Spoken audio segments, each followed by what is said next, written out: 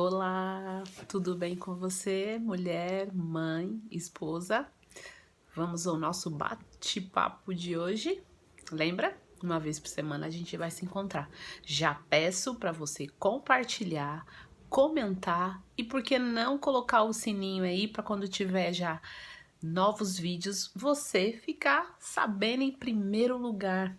Vamos falar?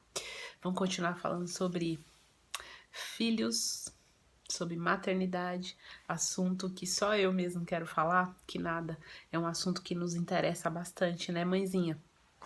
Eu escuto muito essa frase, mãezinha, e hoje eu queria dar continuidade sobre o diagnóstico do Emanuel Judá. Como eu disse, são 2 filhos que eu tenho, o Davi de 10 anos, o Emanuel de 6, que logo logo a gente vai falar do Davi. Mas eu tô aproveitando aí o Dia das Crianças, esse tempo que eu tô vivendo, o tempo que eu estou saindo de um luto muito profundo, porque quando a gente recebe o diagnóstico, seja ele qual for, né? Não importa, que seja de câncer, que seja de uma diabetes gestacional, porque eu tive na primeira gestação. E a gente fica muito assustada, principalmente quando o assunto você não conhece. Então, eu me lembro que na escolinha que o meu filho participa na igreja, uma tia da escola falou para mim: você já pensou na possibilidade do seu filho ser autista? E sinceramente, gente, eu tenho 47 anos e eu nunca tinha ouvido falar de autismo.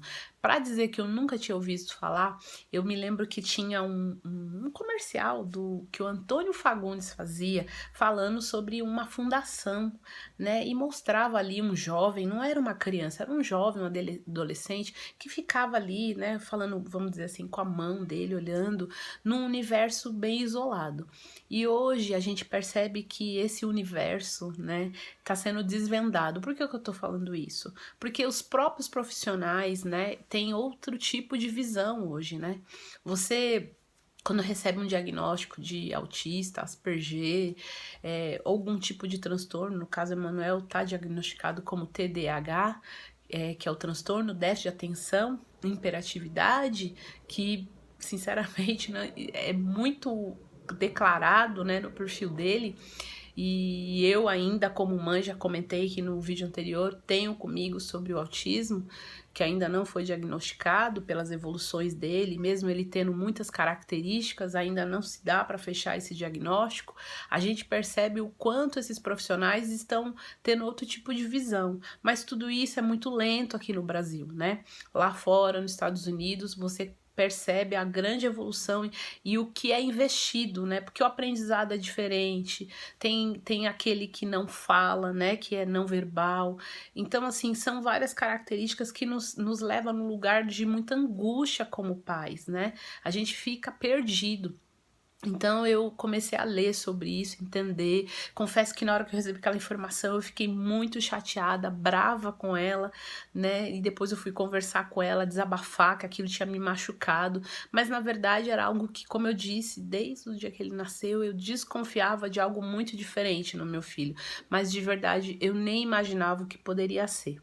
Bom, hoje o Emanuel chegou a fazer uma cirurgia, ele tinha muita infecção no ouvido e isso foi uma das coisas que mais demorou a gente diagnosticar. Então ele vivia no otorrino, fazendo ali uma limpeza e tinha um catarro, ele não dormia a noite inteira, até os 3 anos e 2 meses ele não dormiu uma noite inteira, gente. Então era muito difícil lidar, uma criança que chorava bastante. Então, como eu falei, houve uma fala, mas depois retrocedeu. Então o otorrino sempre falava: olha, se ele não escuta, realmente é muito difícil uma criança verbalizar sem escutar. E tinha sentido.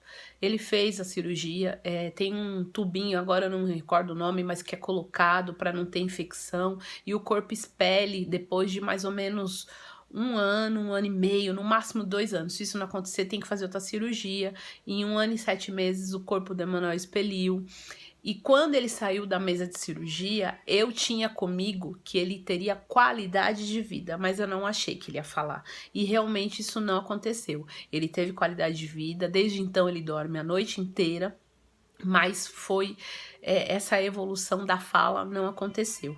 Então, assim, o que ajudou muito Emanuel foi a escola. Hoje ele participa de uma escola particular, porque quando o Emanuel entrou na escola ele ainda estava de fralda e eu não consegui nenhuma escola pública que eu conseguisse matricular ele.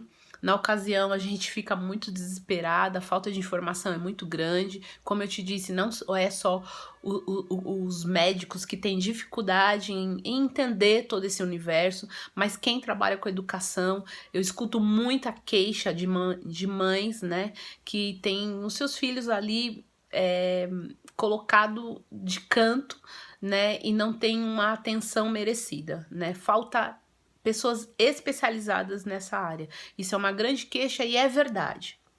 E aí eu consegui uma escola pequena, onde eu matriculei ele e consegui, com a ajuda, né, dos professores ali, desfraldar o Emanuel, mas não foi algo muito simples. Ele nunca teve problema ali com alimentação, né, que são crianças que têm um questionamento, se é muito pastoso, não come, se é líquido, se é colorido, né, eles têm essa questão, o Emanuel não teve essa questão, pelo contrário, come até demais.